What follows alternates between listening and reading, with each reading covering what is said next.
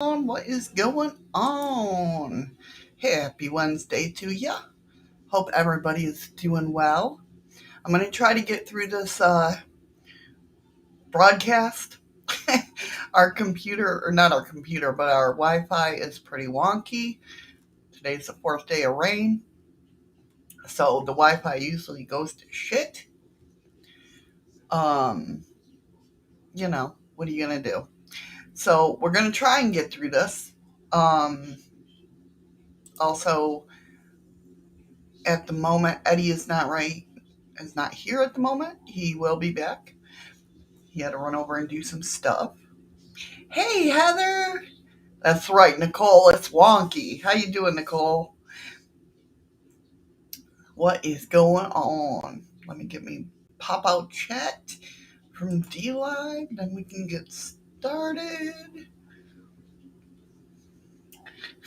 Yeah, it's a little wonky. Plus, we got a full house, so yeah, it's been fun. Hey, Patrick, how you doing? So yeah, um, Eddie had to run over and get his prescriptions in. You're the best. You're the best around. No problem, Nicole. Andy, wake up, Andy, damn it. Yeah, so another thing happened yesterday. Eddie went in to get his arm checked out into the hospital and ended up being hooked up to monitors again because his blood pressure and heart rate was up again. So they gave him some new meds, and so he's dropping his prescription off. So yeah, so that was our day yesterday. Not only that, like I said, we have a full house at the hotel, so it's been crazy work here for the last 3 days. But other than that, everything's good. Everything's good. Hopefully my Wi-Fi stabilizes. It keeps going back and forth. Oh, well, thank you, Heather, for the lemons.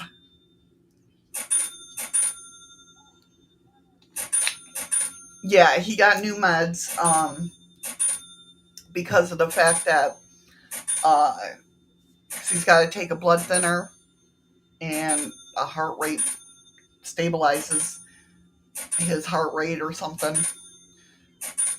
So, yeah.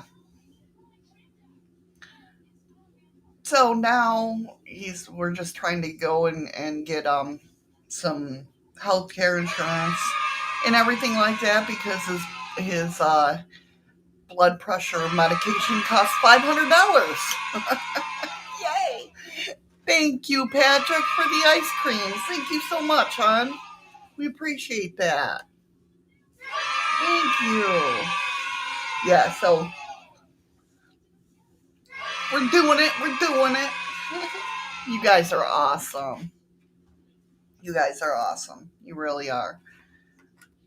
Yeah, so hopefully the insurance will cover it from his store and all that stuff, you know. Yeah, Nicole, he knows all about that. Yeah, but thank you for that. Yeah.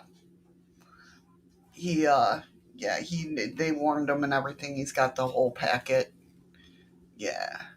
I'm glad you caught me live too, Patrick. I'm trying um to go live every day, besides the weekend. Like I said, right now, I mean, our hotel right now and all the hotels around here are booked through the end of August. So it's crazy. Oh, it will, Heather. I'm sure it will. Believe me. You know. So my Wi-Fi, when there's a plus we're having problems with the Wi-Fi. It's crazy. So we've been calling our company and talking to them as well. But, what are you going to do? Yeah. So I'm trying to get back into the swing of things. Trying. But other than that, how are you guys doing? How you guys doing? Hopefully well. Drinking my water and my coffee, of course. But my water.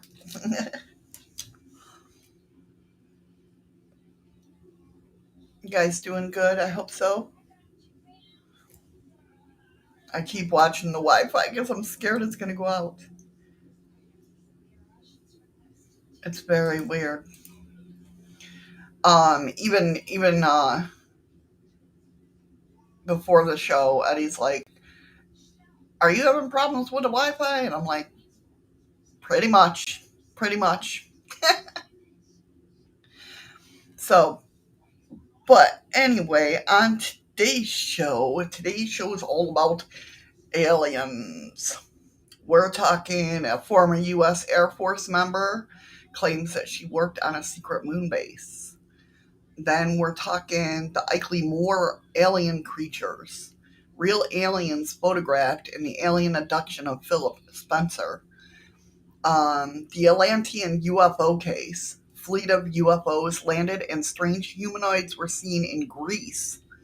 Mysterious alien encounters in Puerto Rico, which leads from a story we're going to do before that, which is the Yunque National Forest alien encounter. So, we're okay, Nicole, no worries. So we're all about the aliens today. And then tomorrow I got more creepy stories. Creepy stories to share with you. That's coming up on Thursday, tomorrow. And then Friday, I have to bring this up because it's supposed to start today. A time traveler from 2714, okay, claims space alien invasion began on August 11th. That's today. So keep your eyes on that. Also, coming up Friday, we're going to be talking about a deceased actor may be haunting the Midland Hotel. And also, a huge winged monster reported at the Wisconsin State Fair. And then we'll talk about the 7 ghosts that appear every August in the United Kingdom. A mysterious troll captured on camera, and video showing a guard being attacked by a ghost. So that's Friday's show for Freaky News Friday. That's all coming up. So, let's see what's going on here. Nicole says, I always think, my opinion, aliens might just look like us. Why always the ET type? That's true, but that's just what's been seen.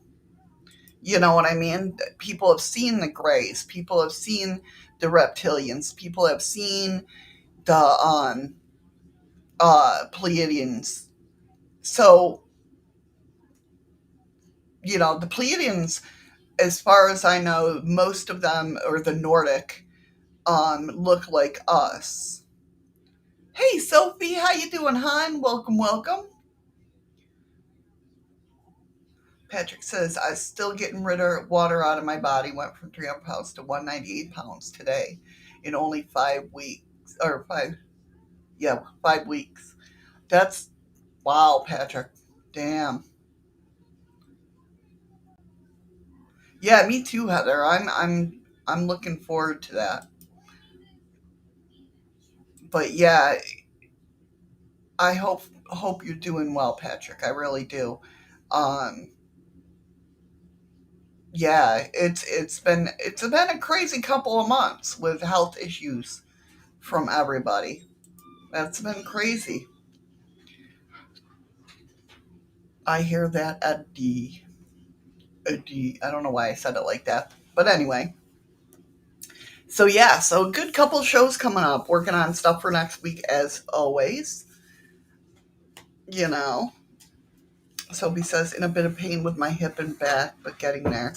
Yeah, being that what it is with the rain, usually after the third day, that's when my bones start saying, hey, this is enough water, man.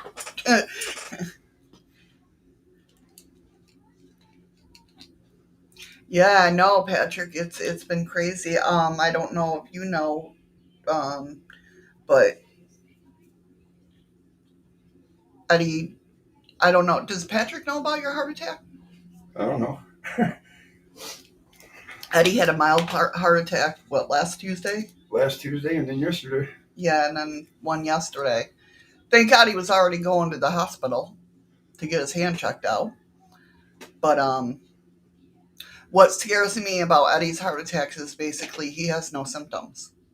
I mean, the Tuesday one. The first one. Yeah, the first one he had symptoms, but yesterday he had nothing. He was going there to get his arm checked. So that's what scares me. He can't feel his heartbeat racing. He can't, he doesn't have any pain. No shortness of breath? No shortness of breath, yeah. Okay, Nicole, tell Andy we're thinking about him. Oh, he's down too, huh? He's got a huge headache. Give me a second, I'm almost there. Okay. He's getting there. Like I said, with our Wi-Fi being wonky, hopefully everything will work all right. I mean, we already know that nothing ever works right in the Shadows of the Moon show, but you know.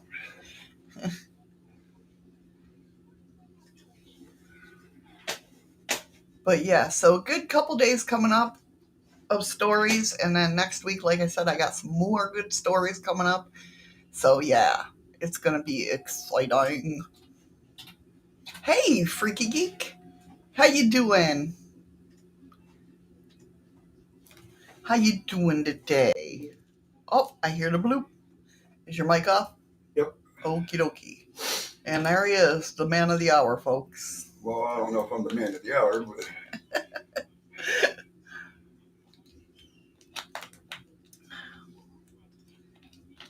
I don't know what the hell chat I'm in. Hold on. Gotta give the boy points. That's right. Gotta give that boy points. All right, I think I'm good. You think you're good? No, I lost streamer. There it is. All right. Our man is black in the house. Better man of the hour than a shower, Eddie. Hey, everybody. My water's leaking everywhere. Oh, no. We missed you as well, Patrick. Believe me. When you guys aren't in chat, we worry about you.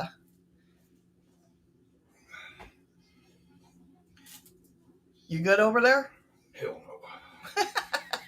I feel like I just peed myself now. Oh, God. Mine did that, too. I opened it up, and I was being really careful, and then I go to pull off the top, and because it's, stuck to the ring around it. It's been happening to mine. Yeah. Damn it all. Yeah, Freaky, my water broke. Yeah, right. We're fixing to be rich. Yeah, exactly. Andy would be so happy to hear that. Always telling us we're going to get pregnant, right? Oh, good, Sophie. Yeah, that's good, Sophie. Hurry back, Nicole. Yeah, I just turned in my meds for my heart and my blood thinner. Blood thinner's a little bit out of my league. $544 for 30 pills. Yeah, I told him that. Fucking ridiculous. Well, if his water broke, Nicole, I mean...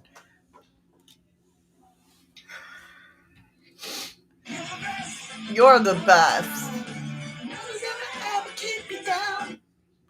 You guys are the best around. Don't be messing up my Wi-Fi. Okay. All right, so shall we get started? The first story we're talking about is former U.S. Air Force member Niara Isley claims that she worked on a secret moon base. Dun dun dun. A former member of the U.S. Air Force radar tracking operator, Niara Isley, stated that she was forced into slavery on a secret moon base camp. She recalls being abducted multiple times for traumatic experiments. So, this is what went down, basically. An unexpected event that took place in 1980 turned Niara Terrella Isley life's upside down. Niara was traveling along with her colleagues for a mission at the Tunapa test range. During their flight, suddenly the aircraft in which Niara was traveling encountered a glowing UFO that maintained course right alongside them. The team was instructed by the ground control to get a radar lock and intercept the flying saucer. As the aircraft landed, all the members who boarded the craft were taken into custody by one of the Air Force's covert branches. So is that the Men in Black? Now she's got a book out called Facing the Shadow and Embracing the Light. Niara described that her unpleasant and prolonged experiences. So it says the former member of the U.S. Air Force had been abducted 8 to 10 times over a course of several months. After the abduction, Niara Isley was taken to a secret base camp located on the dark side of the moon. She said, I was poorly fed and worked hard during the day cycle, operating some kind of electronic equipment for excavation at times, and doing physical manual labor at others, such as lifting and stacking boxes. Worst of all, I was used for sex during what passed for night there, from man to man. So she was basically A sex slave. yeah. Um She was looked down upon as an object of experiments and was inhumanly treated. She stated that the medical experiments they performed by Greys, meaning that the root of the conspiracy steeps deeper than we imagine. Hey, gamer. Hey, gamer girl, how you doing? So, I mean, now, obviously, it must be our Air Force, like our cohort government, working with the aliens, whoever. Now, see, they say Greys are usually work under another alien species. So if that's true, who could be living on the moon? I mean, it makes you think because of all the stuff nobody's ever seen. Well, now that China have um, the dark side of the moon, right? I mean, she says the process of abduction and experimentation went on for months before being eventually released. However, she is convinced that she wasn't set free without first being subjected to memory wipe. In fact, she says that an acute absence of memories from that period tipped her off that she might have been a victim of an abduction, because that's usually what happens, right? You forget parts of your life, and that's when people suspect.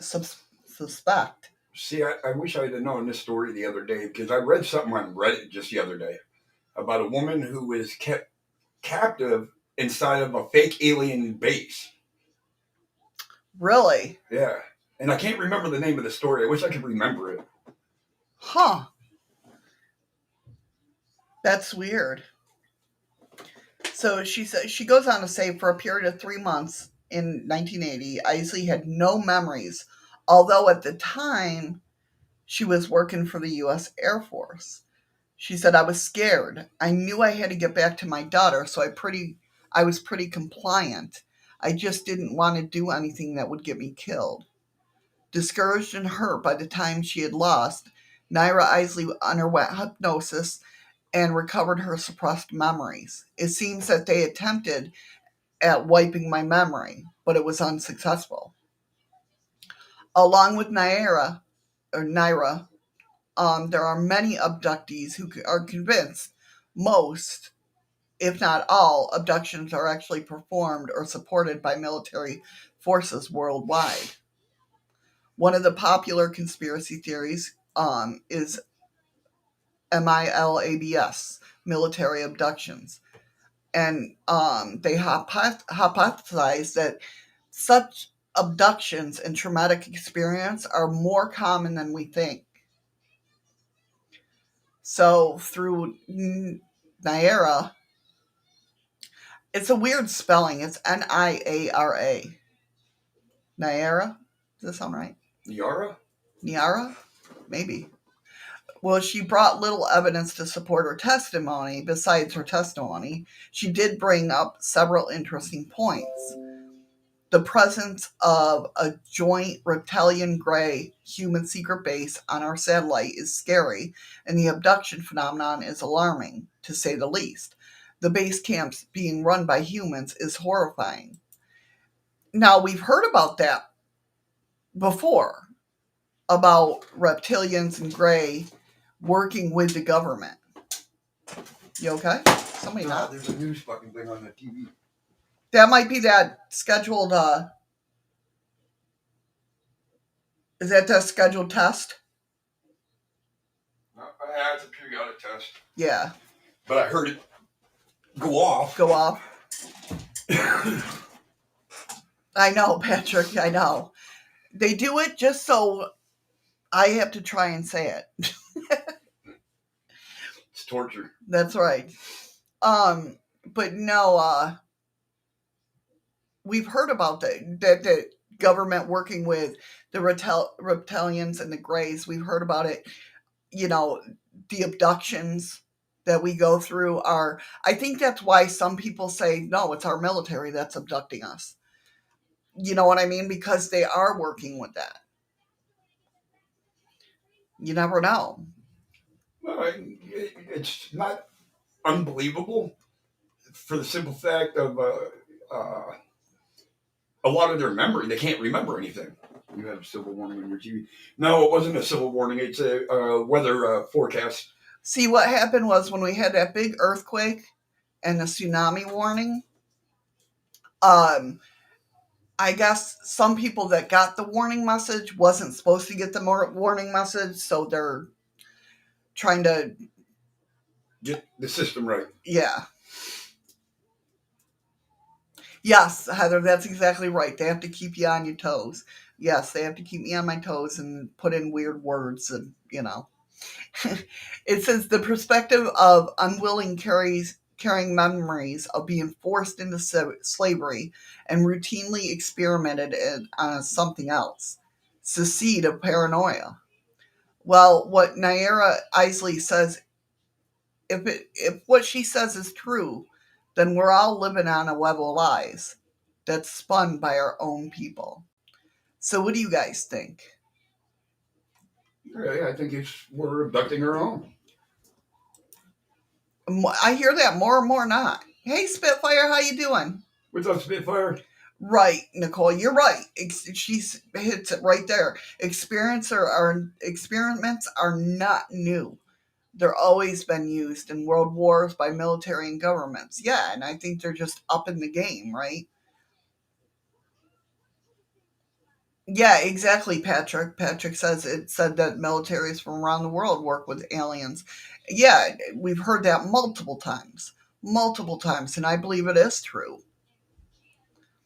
And I heard, because see, I believe that there's good reptilians and bad reptilians. You know, if there is reptilian aliens, and my point is that I believe our government is working with the bad reptilians because of the fact that, like, if you believe the, you know, aliens wanting to help us theory, the government ain't going to get any money if the aliens help us with free electricity, don't have to work anymore, you know, that sort of thing. The government don't want that. So why not work with the bad ones?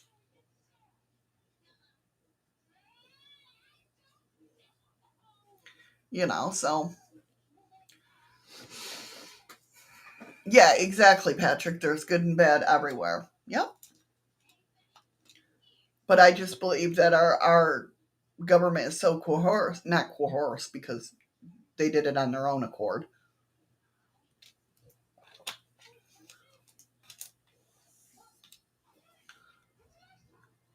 All right, moving on to the next story, which goes along with this. The Ilkley Moore alien creature, real alien photographed. Here we go. Now I will blow this up so you guys can see it. Let's go ahead and share that.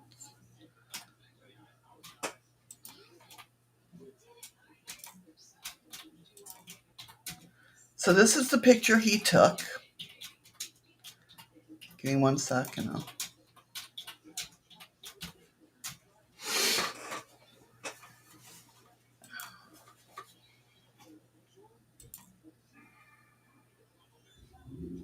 And this is the picture he took. Yes, it's grainy, of course. Right? And it goes on to say, basically, let me put this back down. It almost did look like a scuba diver. Well, this is what happened. Okay. This is one of the most famous incidences in the UK that's happened. I mean, Rendlesham Forest is, of course, up there at the top, right? This happened. It says followed by the incident of the Ilkley Moore alien creature, which we're going to discuss now. A retired British officer named Philip Spencer never thought that one fine morning he would be colliding with an alien entity, and of course capture it on camera, right? It happened in December 1st, 1987. Spencer left his home in Ilkley early in the morning to meet his father-in-law, who lived on the other side of the region. Ilkley Moor is it's a moorland. It's mountainous, and it's a wildlife preserve in Yorkshire, England. I got to say it right, or I'm going to get yelled at. I know. With a wide variety of birds, hiking trails, and beautiful views. Its main attractions are boulders decorated with carvings dating back to the Bronze Age. That would be wild to see, I think. But it's more famous for the legends of strange creatures wandering in the dark and mysterious lights making their way through fog, not frogs. Right? I know. Does Andy yell at you too? Because he yells at me.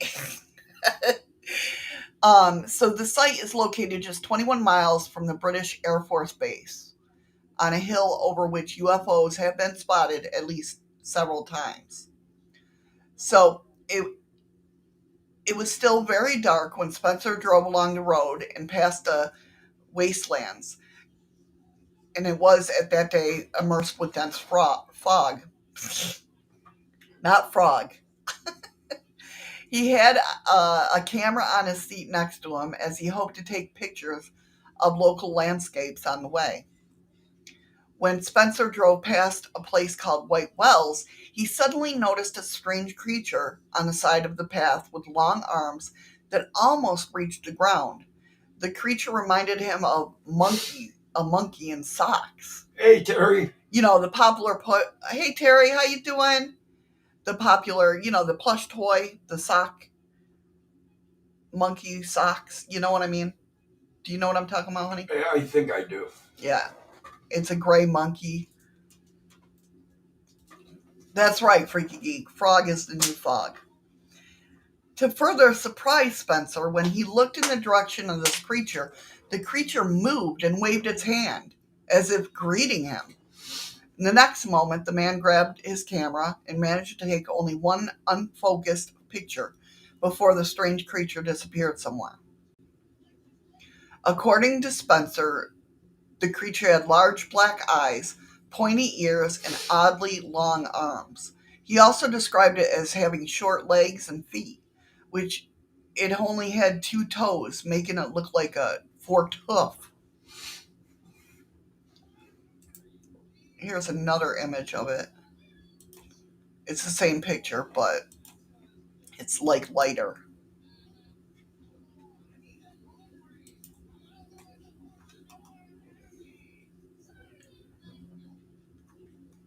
We can see the arm come down, the legs. Thank you for the lemons, Heather. Thank you so much, Heather. It's kind of hard to tell what that is from that picture. Yeah. So, what happened next shocked the Briton even more. He jumped out of his car and ran in the direction where the creature had stood before. He wanted to get a better look at it, but he never found it. But he saw a domed object fly up from the swamps nearby and disappear in the dark sky. Spencer was confused because he had never seen anything like this, even knew little about UFOs and the paranormal phenomena. He continued on his way, and when he arrived in the village to see his father-in-law, he found out that he had lost 2 hours of his time somewhere. He arrived there about 10 a.m. According to his calculations, he should have been there by 8. Spencer had no idea where those 2 hours had gone. At first, he believed that he had dreamed of the creature in the swamp, what might appear in the fog. But when he decided to see the photograph he had taken and saw the very creature on it, it was shot very vaguely, but it's still visible. So they darkened it up some more.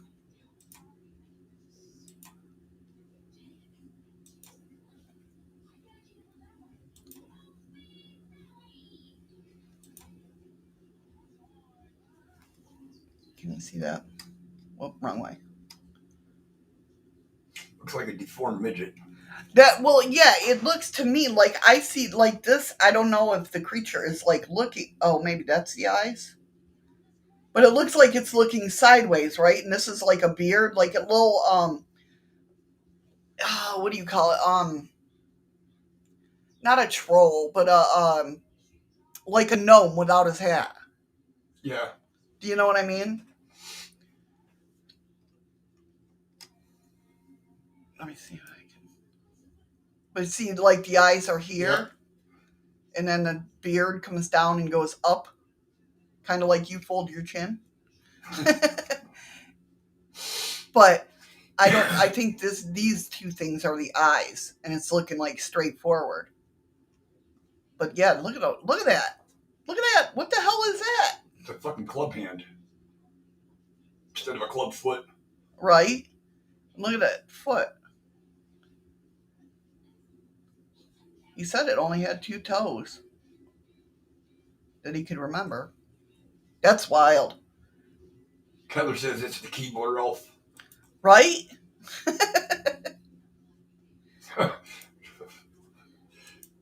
That's crazy. And then finding out, can you imagine seeing this creature, taking a picture, and then finding out 2 hours is gone? So later, this picture was repeatedly checked by various specialists, and they did not find any signs of photo editing there. They're recognizing this picture as genuine. Then Wharfedale UFO expert Nigel Mortimer examined Spencer's photo again in 1998. He said, I've been eager to do this analysis for many, many years. We've also tried to involve other people, too, and take a close look at the evidence. And it's not just this photo. There have been reports of strange phenomena in the area for many, many years. He said, I spoke to some Americans, and they told me what they consider was Ilkley case to be a secondary after the Roswell case in the United States as proof of existence of aliens. So people over here is looking at this case and being like, hey, that's like, that's like our Roswell. However, after observing it, Spencer's strangeness did not end. After that incident, Spencer began to have strange dreams in which he saw a starry sky. Then he wondered what could have happened to him in the missed time. And when he consulted with a couple of ufologists, they advised him to undergo a session of regress hypnosis, basically.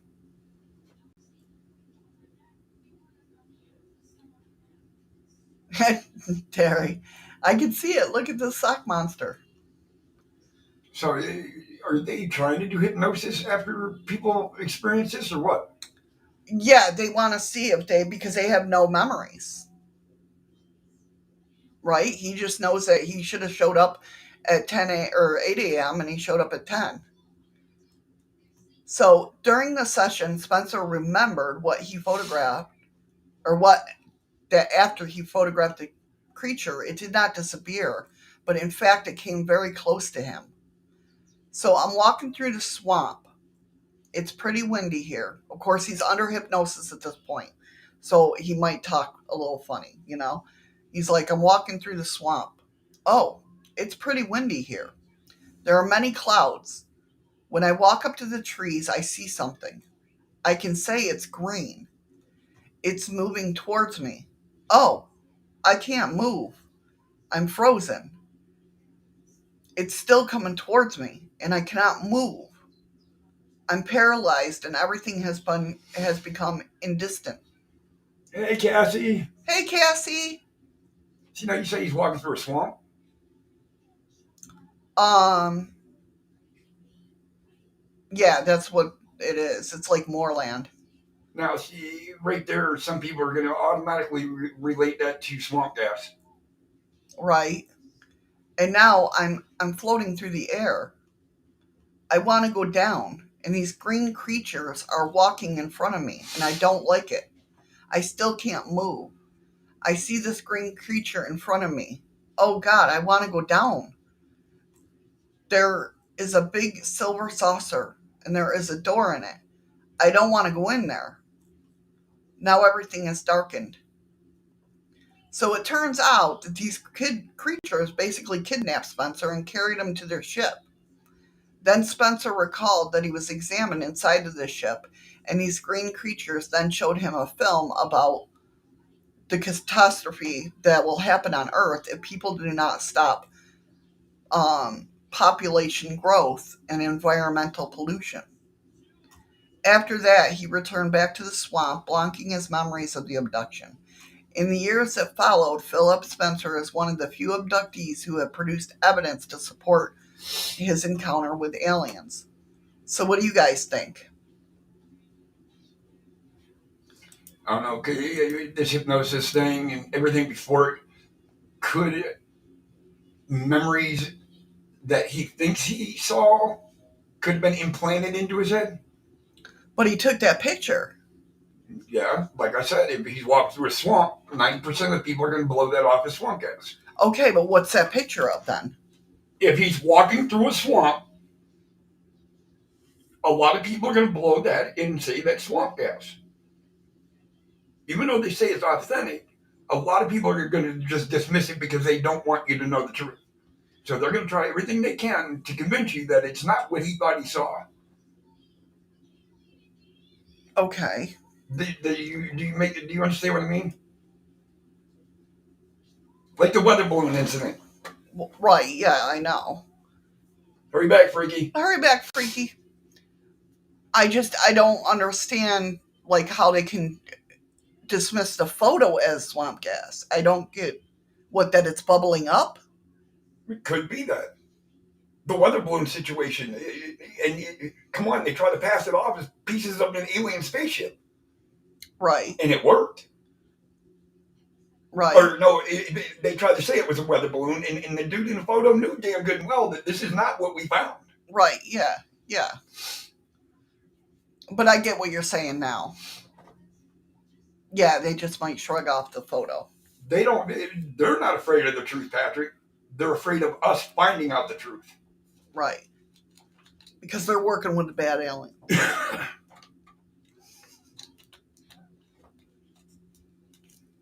So definitely, yeah. Interesting story, though.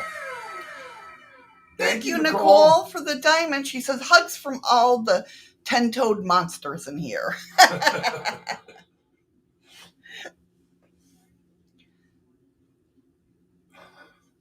Thank you so much. I appreciate that. I mean, if you think about it, that's like when you, let's say, a child blowing bubbles, right? Right. Not every bubble is perfectly round. Right. Right. I Yes, don't know Nicole, if it. I don't know if it was a swampy or if it was like moorish. You know what I mean? But I mean, when you were reading, you said swamp.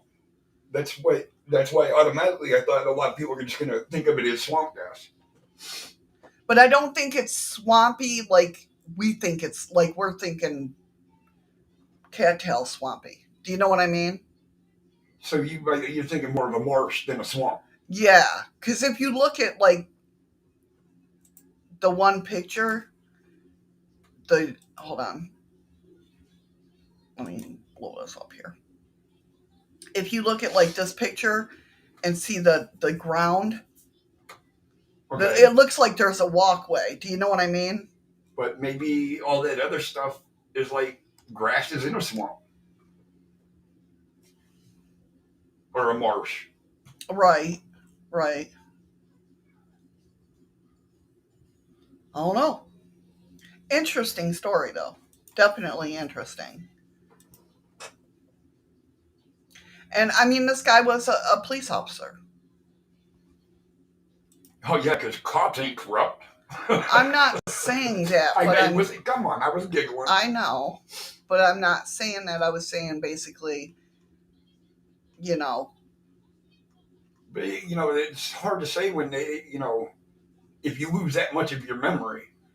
Even if you lost that much of your memory, how hypnosis makes you remember stuff.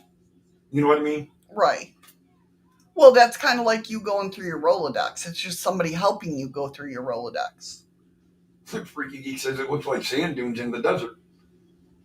It kind of does, right? Like I would have. It looks like one of our pictures that we take from like Mars or something. Do you know what I mean? Yeah, from the Land Rover and shit. Yeah.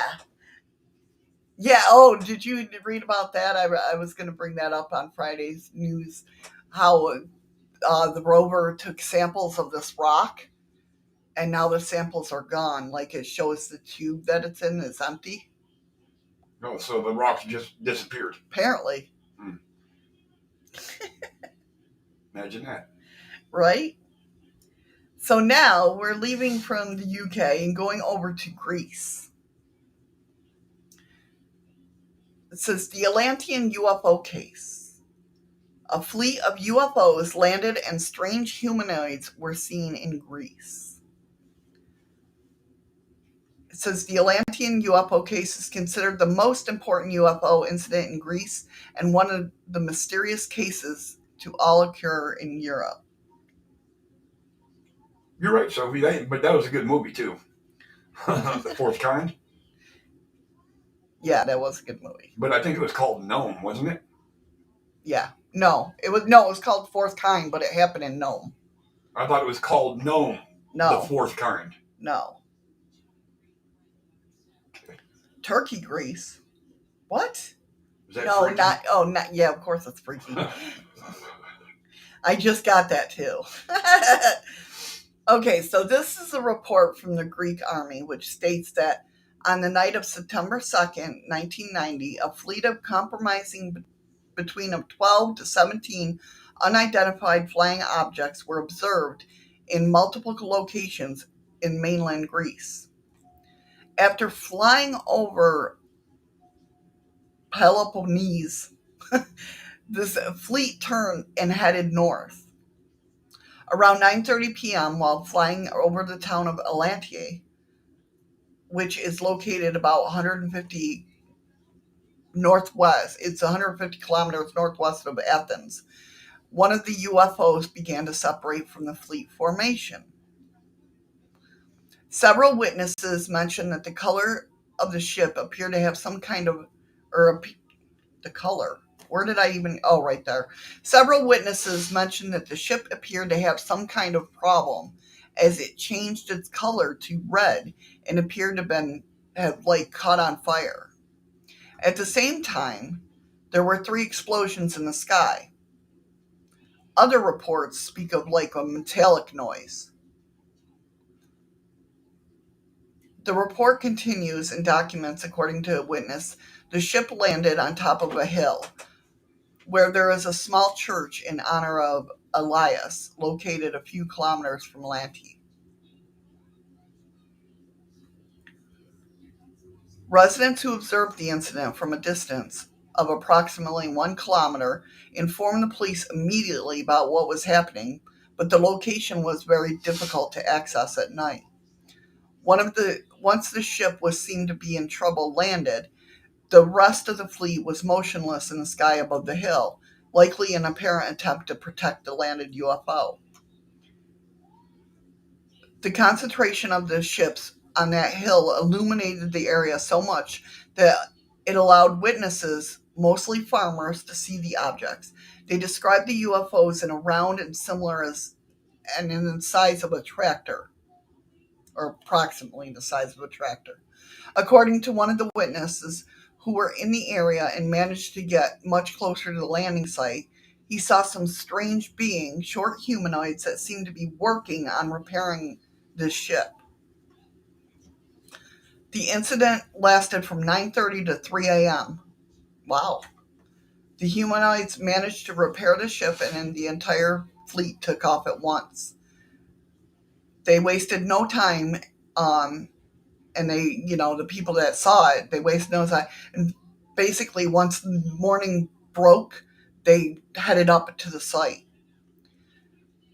They found that the grass on the top of the hill was burned and that the ground was so hot that even in the morning, strong smoke came out of it. Hi, Angel. Hi, Angel. It's Deanna. I gotta get more water.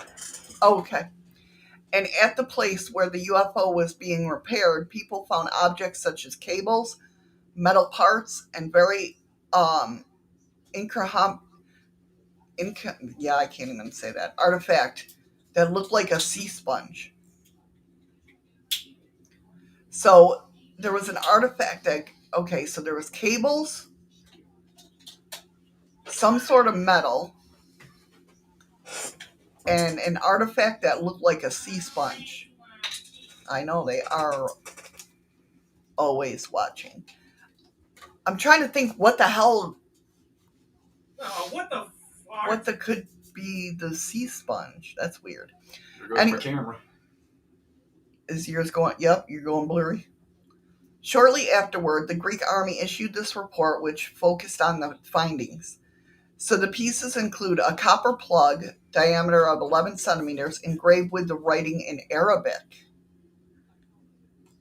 This plug was connected to copper wire, which was insulated with a material similar to silk, as well as a burnt plastic cover, a steel ring, and 3 steel rods, 10 centimeters each, with a switch in the shape of the Greek letter F. The report concluded that the wreckage probably belonged to an old satellite, most likely a Soviet one, but witnesses at the time refused to believe this, as the satellites do not land and take off again into the sky. So this is, in Greece itself, this incident is often referred to as the Greek Roswell. So what do you guys think? What do you think? I mean... Yeah, like you're right. I really don't think a satellite can land and take off. Right, yeah. So these, I'll show you the parts. These are presumably some of the parts that were found on the hill.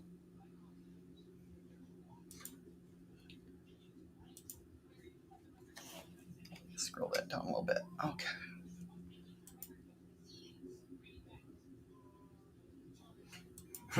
Well, the 2 smaller pieces right there look like spark plugs.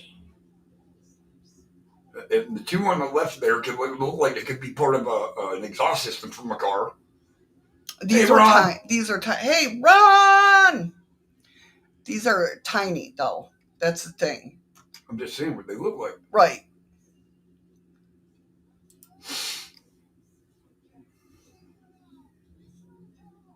That's the other one. Maybe the parts from a clown car. I'd love to know if they actually did look like, or the inscription that was, because it said the inscription there was Arabic. I'd really like to know if that was really Arabic. Do you know what I mean? Right. Because that would be interesting.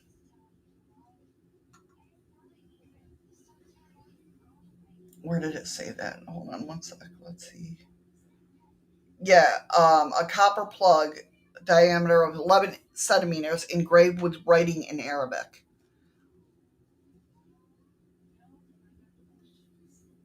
I wonder what it said. Metal. Yeah. Goes to vehicle, or you know what I mean?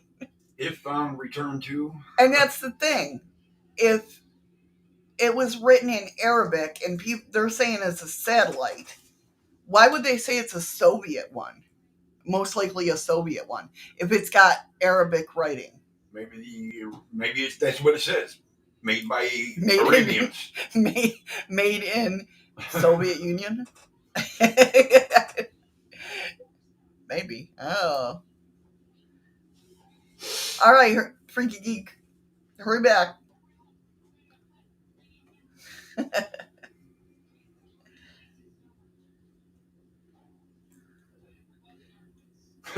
Terry, first they get the oil, now they want the grease.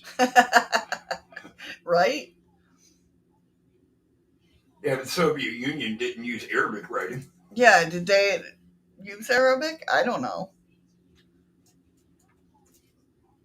I honestly don't know.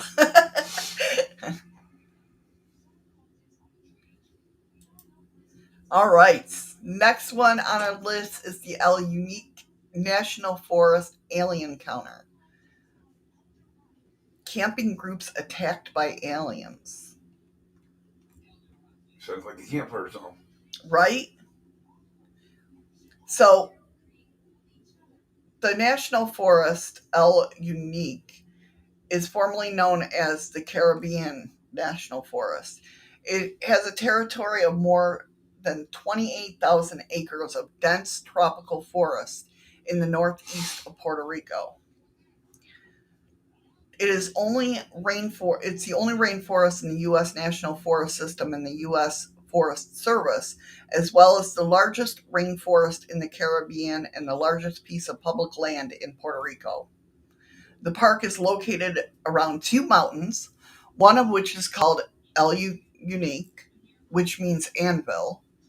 It peaks out at 3,500. Oh no, it's 3,540 feet above sea level, and is home to an incredibly diverse flora and fauna, most of whose animals are found nowhere else on Earth, and many which are endangered.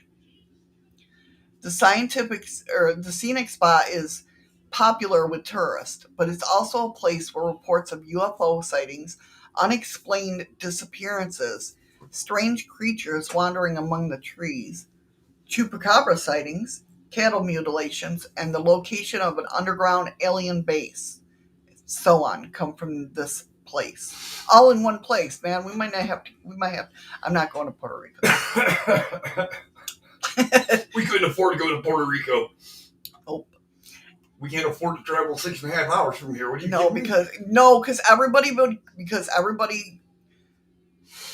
would come up to me and start talking in Spanish. You know that's going to happen. Nobody believes that I'm just, Native American. They think I'm Puerto Rican. And it'll be Maria's, all bunch of Maria's. Maria used to be a housekeeper here. And I just got done telling her that, no, I'm not Puerto Rican. I don't speak Spanish. And then she turns and looks at me and starts speaking Spanish. I'm like, Maria, we just had this conversation. So, yeah. That's basically what's going to happen. Anyway, Yunque National Forest is indeed one of the strangest places all of Puerto Rico. And one of the most famous mysterious incidences happened in 1973. That was a good year. In October, Yeah, I think I started walking. apparently it was in October, so of 73. Maybe my birth did something. I don't know. A group of 9 people came here who dreamed of seeing UFOs because in those days there was especially intense reports of UFO sightings in this part of Puerto Rico.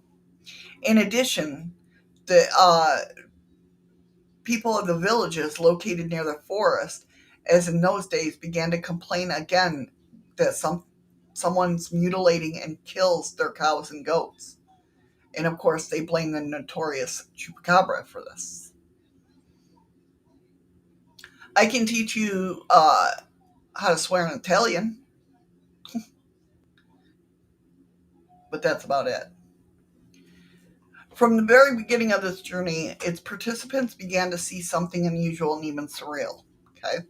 First of all, as they walked past the mountain, they met 3 people who were descending from the mountain path. The 3 wore the same clothes and had nearly the same facial features. So, was it triplets? I was going to say maybe they're all related. Right? Is it possible that they were triplet tourists? But when the participants of the hike greeted them, they did not seem to hear or see them. Without uttering a word or raising an eyebrow, they passed the group and disappeared further along the path. Now, the 3 coming down the mountain? Yeah, like the group that was walking up to them said, "Hi, how you doing?" Basically greeting them. And they just went past them like they didn't even hear them or see them. So the group continued on their way, and in the evening they set up camp on the side of the mountain, planning not to go to bed at night, but watch the sky in hopes of seeing a UFO. Suddenly, people sitting by the fire heard a loud rustle and crackling of branches in the bushes nearby. Since there are no large predators in Puerto Rico and very few large animals in principle, they decided that it might be another tourist in the bushes. They called out to them, but they didn't answer. And then the rustling and crackling subsided, and it became very quiet, unusually quiet through the forest. Like, unusually as in, like, no birds or Right. anything? Or... I think that's exactly what they mean. Like, when you get that eerie, like, everything's quiet. They said several hours passed, but they didn't see any UFOs, and they finally decided to disperse to the tents and go to bed. And then they heard again a loud crack in the bushes, as if there was something large that was trying to get through the bushes to their camp. Because remember, they said this is very thick, foresty. brush. Yeah. So, grabbing the lanterns, the members of the group illuminated the bushes and clearly saw 5 to 6 humanoid figures among the thickets, in like a crouching position, trying to surround them. People thought they were other tourists, but when the dark figures came closer, the flashlights illuminated the gray-skinned creatures. They said the creatures had elongated ears. Oh my god, it's the hobgoblins from Hellier. That's when somebody says that, I swear that's the first thing I see. The creature had elongated ears like elves and had long claws on their hands. The sights of these aliens frightened the group members so bad that several of them tried to escape from the camp. However, they were not allowed to do this. It turned out that the gray humanoids completely surrounded the camp and did not intend to release anyone outside of it. The leader of the group, Herberto Romas, claimed that one of the creatures suddenly stared at him as inviting him to contact. I don't know what that means, but Probably to communicate telepathically. that could be. Ramos took this as a sign that he may want to communicate, and therefore he came closer to the being. What happened, or when he approached, he got a good look at his triangle head and extraordinary eyes. Ramos claimed that he was able to get close enough to touch the creature with his hand. The creature stared at him curiously, as if it was startled by the sight of Ramos. Well, that's true. I mean, to us, I'm sure we look funky to them, just like they look funky to us. You know what I mean? Well, yeah, we ain't got elongated ears. That's right. We're not from Hellier. The creature stared at him curiously, like I said, and that quiet calmness of his what? The quiet who wrote this? The quiet calmness of his bellied the dangerous looking claws on his gnarled hands. For a moment, Ramos thought that something important was about to happen, but they would begin to communicate. But the creature continued to just look at him and be silent. Meanwhile, other similar creatures roamed the camp among the surprised and frightened members of Romo's squad. Soon, one person, either due to stress or under the influence of aliens, suddenly wandered into the forest like a zombie, in a state of almost like a trance. Another man ran after him in an attempt to get him back, but was stopped when he saw a luminous egg-shaped object behind the trees. This egg laid on the ground, and it looked like it was an object that lured the person who had gone into the forest. The other members of the Rama squad also went into the forest and saw that there were two humanoids who were holding another shimmering egg in their hands. Later, there was suggested that the eggs were special devices that influenced the state of people and forced them to leave the camp in the forest at the whim of the aliens. For the rest of the night, the hikers wandered through the woods around the camp in a state similar or close to a trance. And when the sun rose, the aliens suddenly disappeared, finally leaving the tired and exhausted people alone.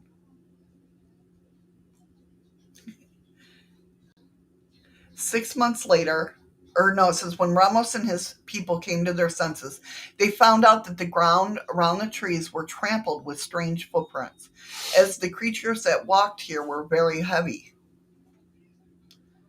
They managed to take several photographs of these footprints and then quickly packed up their things and left the forest quickly as possible. Well, yeah, I would. 6 months later, in May of 74, explorer Federico Alvarez went to the El Yunque forest along with several students from a local college.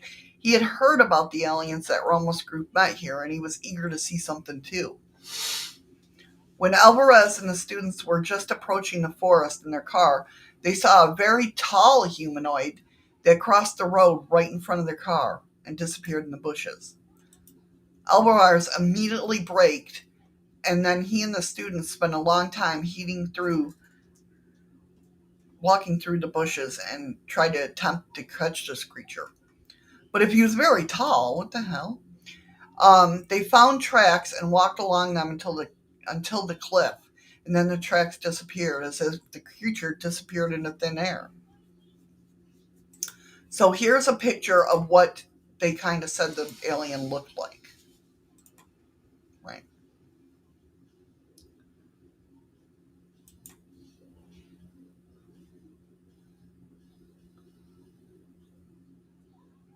I can't read Spanish, otherwise I'd read that to you. But this is what they kind of said. I imagine that's pointing to the large eyes.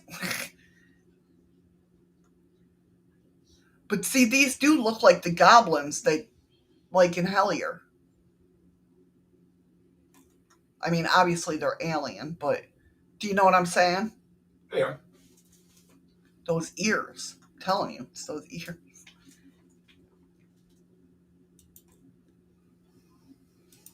So yeah, that's what they look like. Sophie says, "Oh my God, the aliens look like my ex." Terry wants to know who drew his photo. So it said then Alvarez and this guy set up camp near the observation tower, and at night they decided to arrange they made a homemade alarm out of aluminum cans. Like we did as kids, you know what I mean? Hung up cans, make sure. On a string, yeah. Yeah. And between 1:30 and 1:45 in the morning, the cans rattled.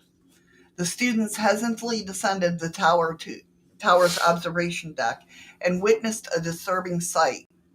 The cans were moving by themselves, like there was an invisible force there. Some members of the group felt that things had gone too far and wanted to leave the place immediately, but they were persuaded to stay for what promised to be another interesting night. Yeah, stay. You might get abducted, man. Um, and apparently expectations were met. So about 15 minutes later, a huge UFO appeared in the sky, floating out of the gap between two mountains. The object remained stationary for about 5 minutes in full view of the students before disappearing behind one of the mountains. And that was it. That's what they got to see. So do you think there was something invisible on the ground walking through there? That's what rattled the cans and then they got beamed up and went away? Could be. And Sophie, it's amazing how many people actually use baby monitors to listen, even for spirits or whatever in babies' rooms, and that it's not just for listening for the baby anymore. Right. They are. Always watching. So, yeah. Now, what's interesting is this next story has to do with the same, well, it has to do with the story we just read. Okay. Now, Huh? huh? Shrimp Shack asked if I had a nice breakfast. Of water? Uh, He hasn't had breakfast yet. Hey, Shrimp Shack, how you doing? How you doing, Shrimp? Hell, Chocolate mooncake. for that matter, I don't even eat breakfast. Yeah, that's true. It could be, Terry. You never know. He asked, have you ever considered that Earth could be the galactic lunatic asylum? Well, yeah, with some of the people I know. I don't know. It could be. And they all just they bred it and here we are by mistake. Oh no, we ain't here by mistake. You don't think we're here by mistake? Nope. I think every country, every city, every town is a different layer of the asylum. You really? Oh. Yeah, that's a story. Oh no, Shrimp Shack. The last time I was ordering breakfast, that wasn't for me. That was for Missy and Bug. Yeah, Danielle. Yeah, I don't eat breakfast. So, this alien encounter, they found a dead body of an alien in an underwater alien base. Jorge Martin, ufologist who studied, he's like the UFO guy to go to in Puerto Rico, is one of the very few professional ufologists who spent their entire life studying the mysteries of the UFOs and has thoroughly investigated certain cases. You're not a dick. Who said that? Shrimp. You're not Oh, a you're dick. not a dick. No, I'm just letting you know. Breakfast wasn't for me. I just don't eat breakfast. See, Sophie, I liked you until you said McDonald's. People got to mention McDonald's or any fast food besides Subway. Really, Subway isn't fast food. Really. I know, I don't think of it as either that, but, you know. Nah, Shrimp Shack, you're all right. He has researched the UFO and extraterrestrial activity in Puerto Rico and the Caribbean for over 30 years. He's mostly known to the foreigners for his investigations into the UFO sightings at El Yunque Forest in the 1990s. So Martin was born in 1952 in New York to Puerto Rican parents, but his parents moved back to Puerto Rico when he was 5 years old. He has been an active UFO researcher since 1975. So in the 1980s, something very strange began to happen in Puerto Rico. Residents of the Ponce City area began to report a mysterious underground vibration. It's almost like the one in the UK, right? As someone was actively drilling underground. They also heard strange, loud noises and buzzing sounds for several nights in a row. Concerned about this, people turned to the local and state authorities with a request to investigate, but they received no answer. Then local residents held peaceful protests for several nights, but unfortunately the media practically did not pay them any attention. Which that sucks. Obviously if they wanted to get media attention and talking to the local authorities, seriously, something must have been going on.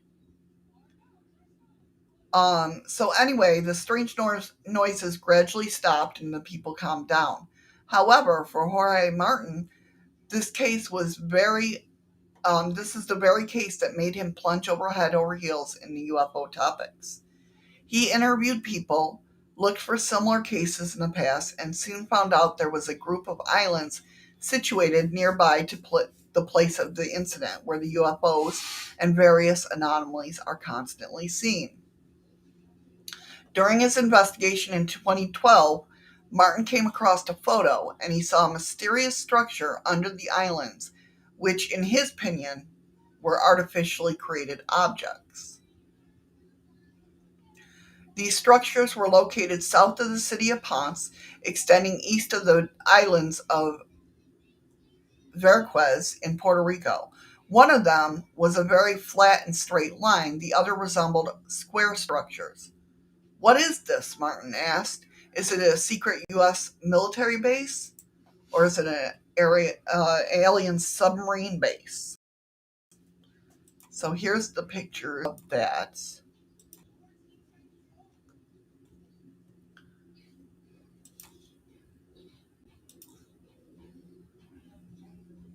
So this right here is that flat line he was talking about. It says there's like a little tunnel here, and you can see all these little things, and this is the base he's talking about. Kind of looks like it. It does, doesn't it? It looks like there's something coming out from the land. At least it looks like it. To get to here, right? And then there's even a thing here that looks like it goes to there. You know that long tunnel thing right there? Uh-huh. Looks like if it is an alien underwater base, yeah, that could be like a ship tube that they come flying out of. Oh, yeah. Like I wonder if that's what he's writing. He said that, well, I can read some of this. It says, like, entrada, I believe is like entrance. But it's enormous. I would read that as enormous. Like, mega large. You know what I mean? I don't know. But, that does look like there's something there, at least.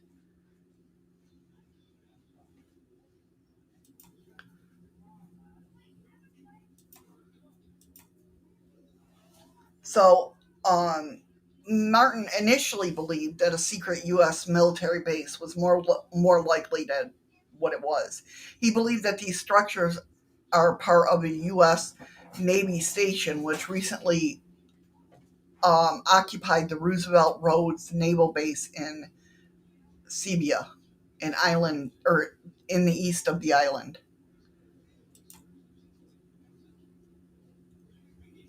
He put forward the theory when he noticed a long straight strip at one point connects to the continental shelf in two even parallel strips. This is directly south of the city of Ponce. Martin called these strips an underwater tunnel. He says, at the official level, the U.S. Navy claimed that they closed the space in 2000, but who could assure that they did not secretly build giant secret facilities and continue to hide in our territory in deep sea, Martin said. On the other hand, the enormous size of these structures and the great depth, according to Martin, There is a depth of several kilometers at which they are located must be very difficult for the survival of people on these bases. In addition, it would be extremely difficult, if not impossible, to build such a gigantic complex at such a depth because though this would require some particularly advanced technology that humans did not have at the moment. Martin also found out that those structures are extremely old and could have originated around the time of the last ice age. That's interesting. That's quite a long time ago. Yeah. Martin further suggested that there might be a mysterious noise that the people of Ponce heard in 1980 due to the fact that someone, the United States or aliens, decided to use a tunnel to connect the ancient structure to the shelf. And that somewhere under Ponce, there is probably another base in which the tunnel is connected. According to the people interviewed, the noise they heard really felt like they were digging the earth somewhere very deep with the help of a huge excavator or other machines. You know the sounds of when people are digging through the earth. Hurry back, Freaky. Hurry back, Freaky. You know what I mean? Well, yeah. I mean, when they were doing a road out here. Yeah, exactly. Yes, Sophie, I'm actually talking about that Friday. During this investigation, Martin found photographs of UFOs which support the theory that an underground UFO base exists somewhere in the area of the Vacquez Island.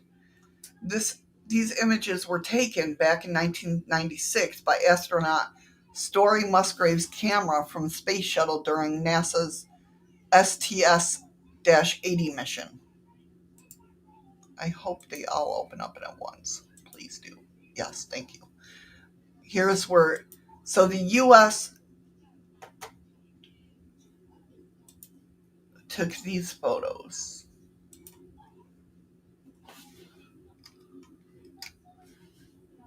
So it looks like something coming, right?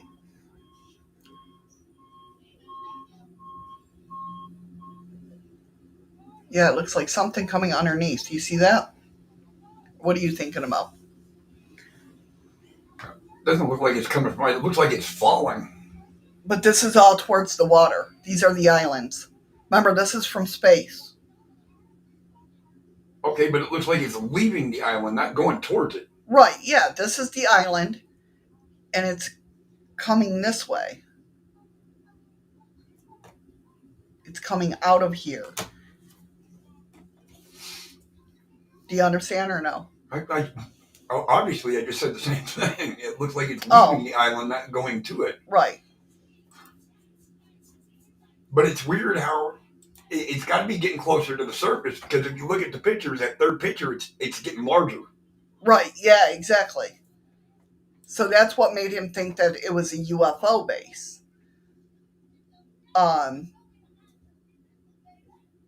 After reviewing the pictures, Martin went to interview the residents of Vacquez if they saw strange things here and received many eyewitness stories with intriguing details regarding alien encounters in Puerto Rico. A fisherman named Carlos Ventura said that he believed that there was an unusual empty spot underwater in the deep underwater canyon south of Vacquez. Another fisherman named Alicio Ayala also confirmed the same and stated that he personally saw UFOs in the area over several occasions. He said, while it was submerged in the water, we could still see the glow of its light until it disappeared. I stayed to see if it would come back, but it did not happen. I was south of Vacquez in South Depth Zone, looking towards the tip of the city of Manabu on the main island where the Manabu Lighthouse is located. Welcome back, Freaky. Welcome back, Freaky. So, yeah, and that's kind of what happens down in the caverns under California there. where they see the glowing in the water. Yeah, but somebody says that has something to do with some kind of mineral. It could, definitely. But many others say they saw exactly the same thing, as well as the area of Yunque on the Big Island. In addition, many of the residents of the Keys interviewed by Martin said that they were often saw mysterious creatures similar to those of the gray aliens emerging from the sea and returning back to underwater. So they're just walking out of the sea. That's what it sounds like. Wouldn't that how you take it? A little bit. So were these aliens are part mermaid people too, or what? Maybe. This goes well with perhaps one of the strangest cases that Jorge Martin dealt with, and what happened even when he was just beginning to get involved with ufology. The incident took place in the 70s at the peak of Cuero Las Tetes in Puerto Rico. One night, the fisherman Jose Chino Zaya and his friend went fishing and suddenly stumbled upon several deep caves. They climbed inside a cave and was horrified to see a group of strange humanoid little creatures inside. See? Hobgoblins from Hellier. That's the cave systems. I'm telling you. It's all connected. According to Zai, one of the small creatures suddenly grabbed him by the leg, which the frightened fisherman grabbed a stick and hit the creature on the head with it. The humanoid immediately fell down dead, after which Zaya and his friend fled from the cave, taking with them the body of the dead alien. At home, Zai put the creature in a jar and poured formaldehyde over it. Okay, one thing though, like I want to believe this, but who? Well, no, that's in 70s. Did people keep formaldehyde around? Oh yeah, I carried it around in my fucking backpack all the time. No, I'm serious though. Like, what good is it going to do to carry formaldehyde around unless you're dead? Unless you're put it on a rag, and isn't that what they used to? No, that's chloroform. Oh, that's chloroform. Hey, what do I know? Formaldehyde is what preserves. Why do you know this shit? No. What, honey? Formaldehyde is what preserves the body. Right, yeah, I know. That's what they used to keep the frogs and worms in for school. Yeah, and not chloroform. Chloroform knocks you out. Yeah. After watching Fourth Kind, I'm scared of owls, which is annoying as I have a tattoo of one. Just don't look at it, Sophie. Yeah, don't look. Thump, thump with the stick. You're dead. Yep, that's right. Probably took more than that. It would be me. I would do more than just hit it with a stick. I probably wouldn't find a stick. I would probably be just running around screaming, "Get it off! Get it off!" Like the palmetto bug in Florida. You know.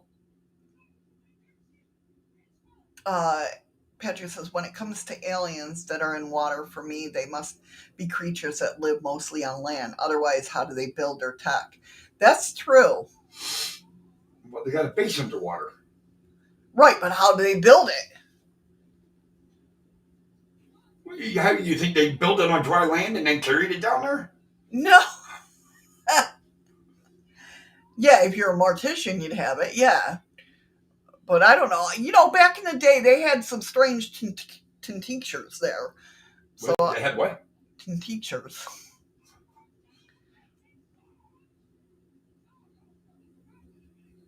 Yeah, Sophie, an owl's legs are skinnier than a chicken's leg. Yeah, they're weird looking. They pull those feathers up and those legs are, it looks like a whole different creature. Yeah, how did Aquaman do it?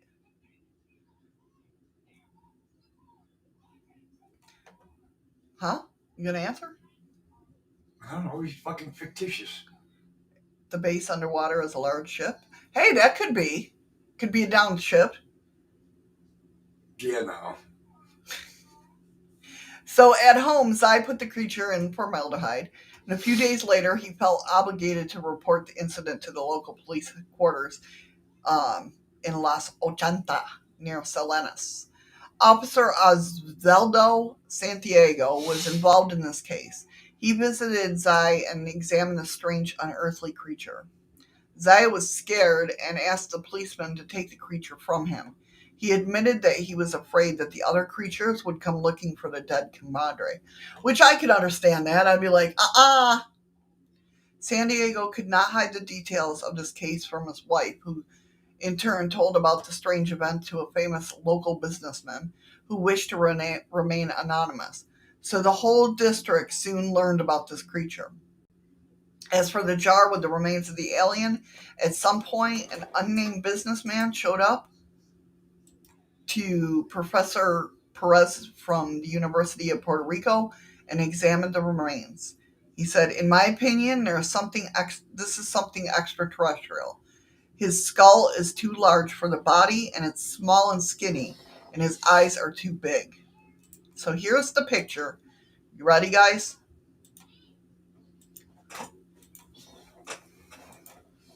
You tell me. Is this an alien?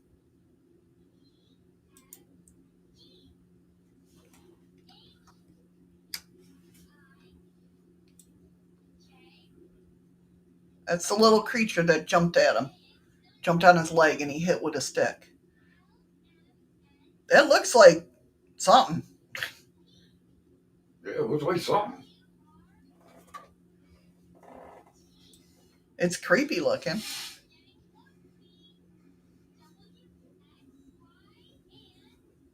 Patrick says that's his ex.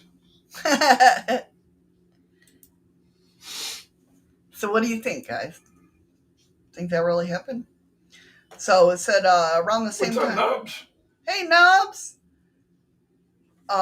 Around the time when the creature was with the professor, Jorge Mountain found out about it and took a picture, wrote down the detail, everything he knew about the circumstances in which these remains appeared. And in 1996, an article with these photos appeared in a magazine, 2000, later spreading around the world. However, in the moment, there was only an assumption about where the body is now.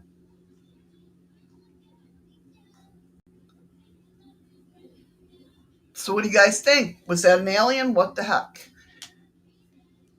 I don't know. Could have been a rabid fucking animal. Well, yeah, it could have been like a. I don't know. Those eyes were big, though. So the raccoon's eyes in the dark. No, I mean, but it's a skeleton. You know what I mean? It's not. What do you guys think? I just find it weird that it's perfectly preserved like that. Well, that's when it. Remember, this is when it first happened. He put it in formaldehyde. Okay. What's up with the back of the skull, though? That's what I want to know. I want to see where it got bashed in at. I think up here. This is why the head's gone. Hold on. See how it's like. Maybe, I don't know. Maybe it's shaped that way. I don't know.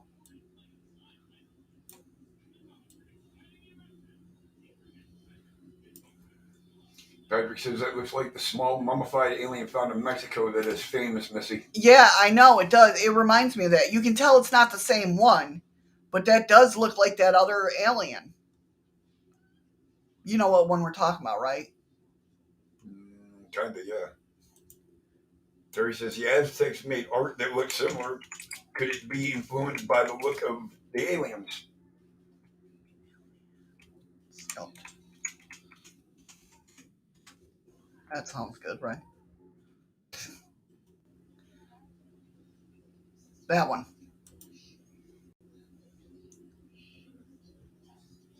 It don't look like the other one. You don't think it looks like it? It kind of. No, well, no, the got a head longer shape's elongated different. head. Yeah, this one's got a longer. Well, maybe it's a different type of alien. Yeah, kind of, Nicole. The face on the other one does look kind of like a monkey. Oh, and this one? Yeah, it kind of does. Not this one, the other one. Yeah, right there. Yeah. It kind of does look like a monkey. But is there heads like that? I don't. It could be from. You could have broke it. I don't know. That's weird, though, right?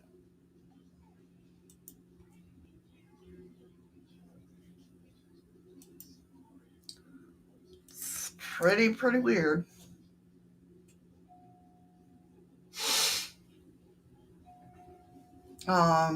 Coneheads. Right? But yeah. So since today is the 11th, let me find my show notes so I can pull that up. Let me see. So today, like Sophie was talking about, right? I was going to do this Friday, but I'll bring it up since we're early and the Wi-Fi is working good. So a time traveler. You ready for this? A time traveler. Go down. What the hell is going on here? What's up, Simon? Hey, Simon. There it is. Okay. So a time traveler from 2714 claims space alien invasion began August 11th. Now, here's a question. A space traveler from the year 2700, right? Right. 2714, yes. How the hell does he know that aliens are coming? That dude's been alive a long goddamn time to let us know that aliens are coming this year. I don't know. Let's read and see, okay? You're talking about 7,000 more years from now is where he came from. Right. You could have given us a little more time or a little bit more warning file comes the news that yet another TikTok time traveler.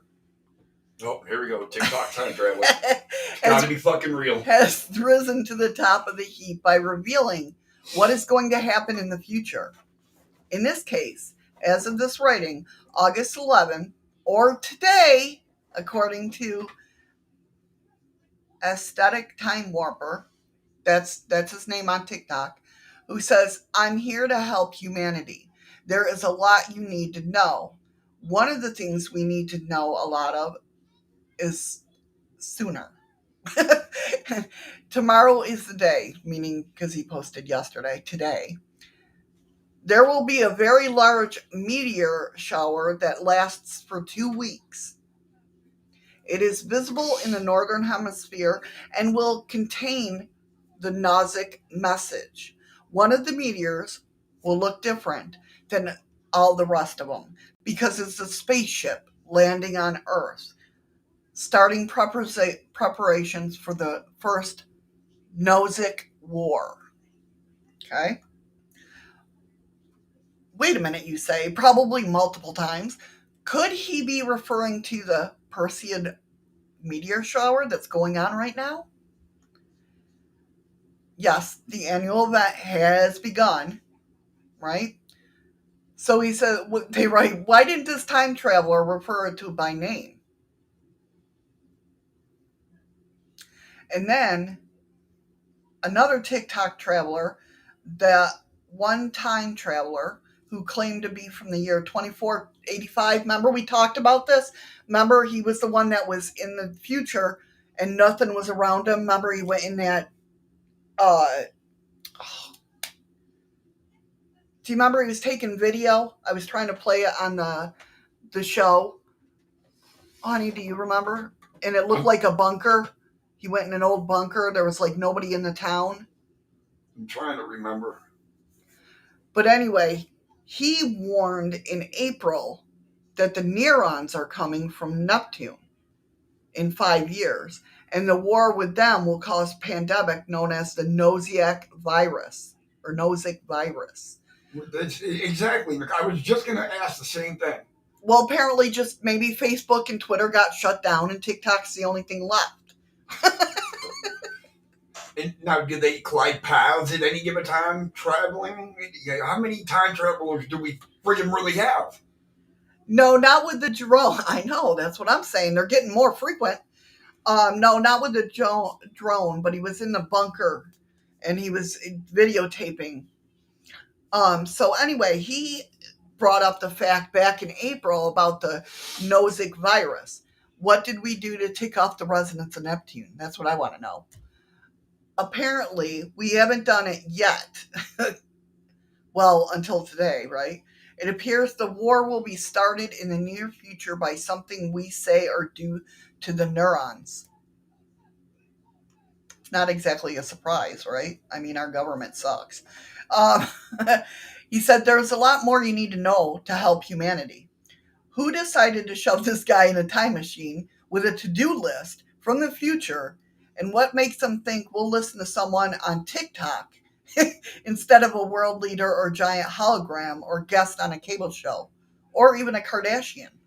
Simon brought up a good point. Is the current ailment that virus? I don't know. I don't believe it either, Nicole. I mean, that's a long way to travel back just to tell us, oh, you're today or tomorrow. No, it's tomorrow. It's August, or it's today. I mean, August 11th. So, do we have a time frame? So, yeah, it's going to happen today. What time? Oh, we don't have a time. No, I don't think. So anyway, he says, what else do you need to know? Well, on an Ask Me Anything post, he says each dose of the coronavirus vaccine takes about 6 years off your life and will cause you to be more susceptible to other illnesses. He also revealed in another TikTok post that Atlantis will be found in the year 2022. I thought they already found Atlantis. Well, according to him, this is what he's saying. Aliens infiltrate the world's governments in 2023. I believe they already have. And the colonization of Mars begins in 2028. Then there's this one. 8 humans will receive powers in October 20th, 2021. There are 9 people who received the powers, but only 8 will survive to the next day. There is a misunderstanding causing the public to have the 9th person killed. The powers will consist of telepathy, telekinesis, pure strength, enhanced endurance, and talking to animals. But as you know, all of good things come with a bad, and some will wreak havoc on Earth for power. So you're going to be the strongest Dr. Doolittle on Earth. There you go. These are the names of the people who received the powers. He's got names? Yeah, he's got names and everything. I bet you mine ain't on that damn list. No, I looked for mine, but it was there. North America, it's going to be Emma Smoyes. Hurry back, Heather. Hurry back, Heather. Jack Connor and Luke Johnson. South America, Selena Castra. And in Europe, Alex Muller, Alexander Martin. Asia, Sakio Zhang. Australia, Harvey Turner. In Africa, Isaiah Camaraderie. So if you know any of those people, somebody needs to Google their name or Facebook search them to see if these people are even real or if they're even alive. So now then they pick on them a little bit through this article, which is through Mysterious Universe. If you want it's on the description in Friday's show. So because he spells wreak havoc, REEK. So they say, wait a minute, you scream a few more times. Wouldn't someone from 2714 know that it's Recabbin, WREAK? Hurry back, Patrick. Yeah, he's just talking about a stinky situation now. Right? Alex Hurry back, Mulder. Patrick. Welcome back, welcome back. What? Nicole says Alex Mulder. Did I say that? No, she put it. No, not Mulder. Muller. Muller. That'd be weird though if somebody Mulder or Scully. You know?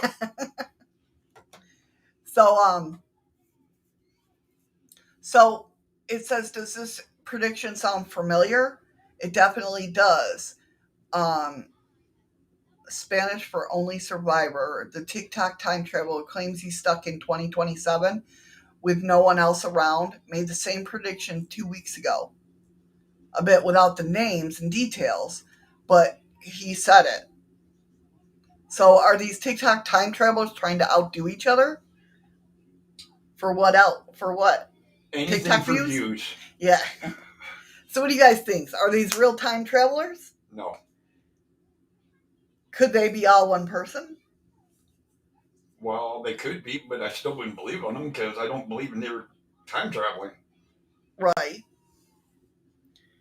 I mean, Nostradamus predicted all this shit without traveling through time. Right. That's true. So yeah, that's the whole TikTok thing. I know, right? I mean, we'll see. We'll see. Today's August 11th, right? It is now 11:40 a.m. here in Alaska. So we have all day. If you're listening on the podcast, please leave me a comment and let me know what you guys think. Well, they better let me eat lunch first. I'm not dying on an empty stomach. It's not 11 people, Freaky. It's only 9 people. But what would you do? You guys mock, though. You guys mocked, and then all of a sudden, this is when aliens decide to show up and say, hey, we're here. How are you going to know if you're dead? That's true. That's true. I see. It's going on 10 o'clock at night. They didn't say, well, they didn't say where they were from, so. But Nicole's August 11th is almost over. Right, that's what I'm saying. If they. And did you say there's anybody from North America on that list? Yeah. What, one person? No, there's like 3. All 3 of them? And they're probably all foreign nationalists or something. Can you imagine if somebody heard their name now and they're like, what?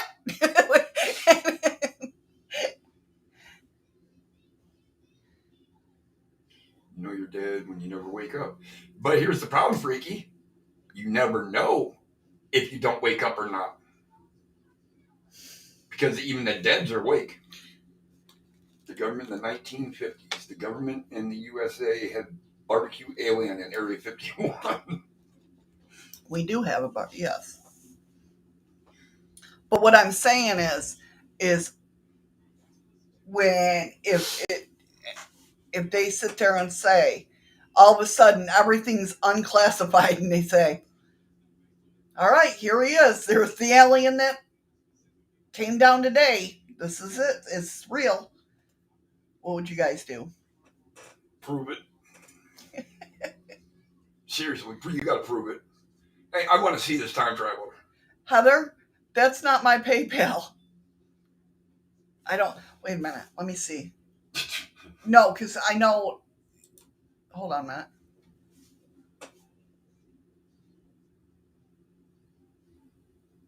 Yeah, I don't think that's me. I don't know. Click on it and find out.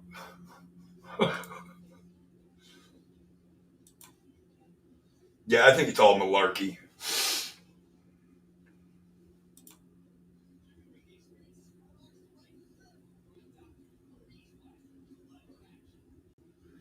Yeah, because I believe mine is Shadows of the Moon 1. Thank you, Freaky Geek. Thank you, Freaky Geek, for the diamond. But yeah, so I don't know if they come out and say, hey, today's the day. No, this is you. I don't know, because my PayPal is Shadows of the Moon 1.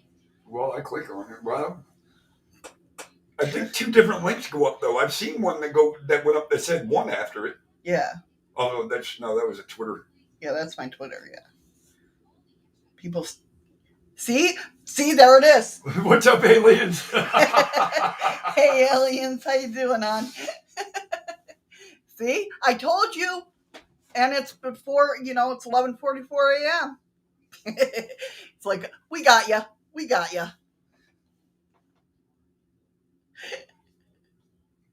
Nicole, she'll have to update it after the show and that. You're the best. Yeah, but I don't think it's not that the link's broken. It's just not my PayPal.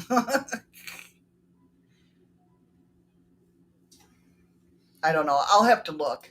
Yeah, I'll have to update. I'll update you guys with the links and everything. Yeah, good luck for stealing alien technology.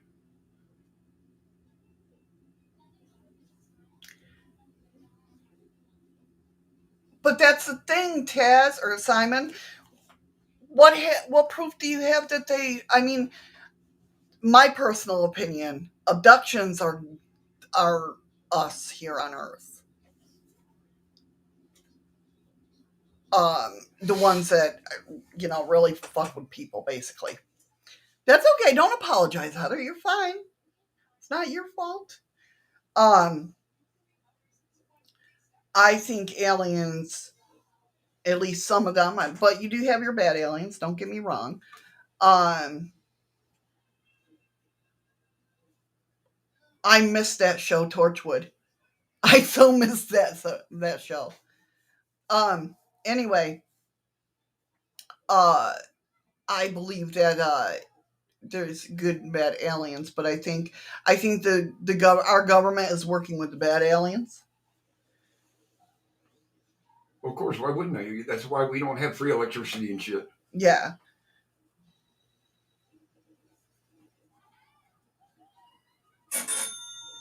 Thank you for the lemons. Thank you, Nicole. Nicole. I don't think Sophie was being negative. I think she's just letting Simon know that you can't compare it to that show. Like, you're the best. What do you mean, Simon? Shadow people, like shadow people, or just people that are in the shadows? Did that make sense? It's hard when you're paranormal and cryptid and UFO. Which shadow people are you talking about? And when you're hungry, can't think like MIB shadow people? Or shadow people? Because if it's shadow people, we have lived with shadow people for the last 5 years and have nothing. I have never been abducted. Not that I'm aware of. My people? That's right, my people. That's what it is.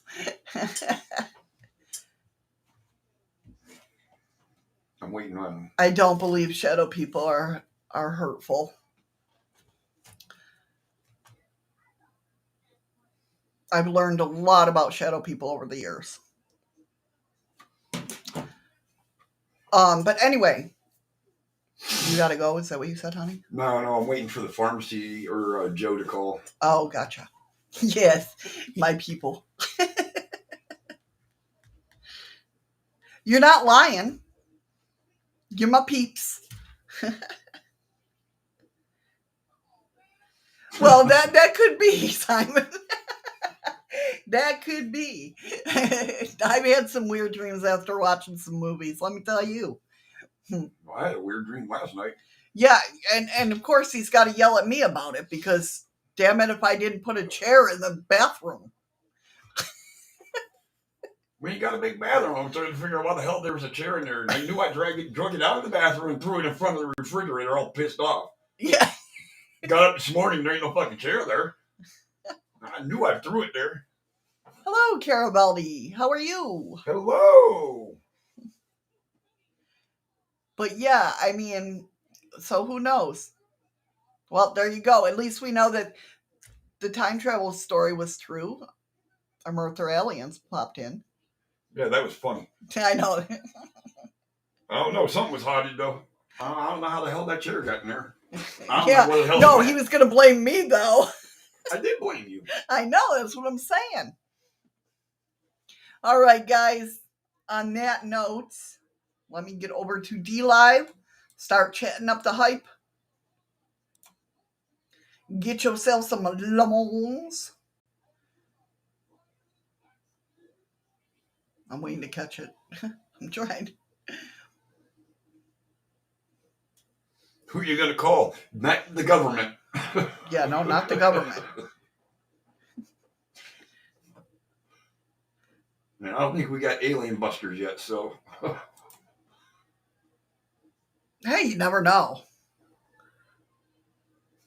Come on now. There we go. All right, get over there and come on. Yep, it's going to start. Excuse me. I'm trying. There we go. chocolate. What the fart? Oh, now they're overlapping each other. What the fart? Gotta give the boy points. If aliens can be hurt, use guns. Lots of guns. I'm not scared of aliens. I'm not. I mean, I don't know how I'd react in the moment. If they look anything like sea lions, then I'm out. Yep. That's when the fight or flight kicks in, and I guarantee she's flighting. That's right. Well, yeah, the MIB. I'm nervous about the MIB. I'm nervous about talking about the MIB. All right. This is where I want to give the ladies a hug, the guys a fist bump. Hey, Tony, sorry you're just getting here. Hello, Tony. But you guys remember, stay safe, stay strong, because we're all getting abducted today. That's right. See, so we will all meet each other in person. There you go, see? By midnight. There you go.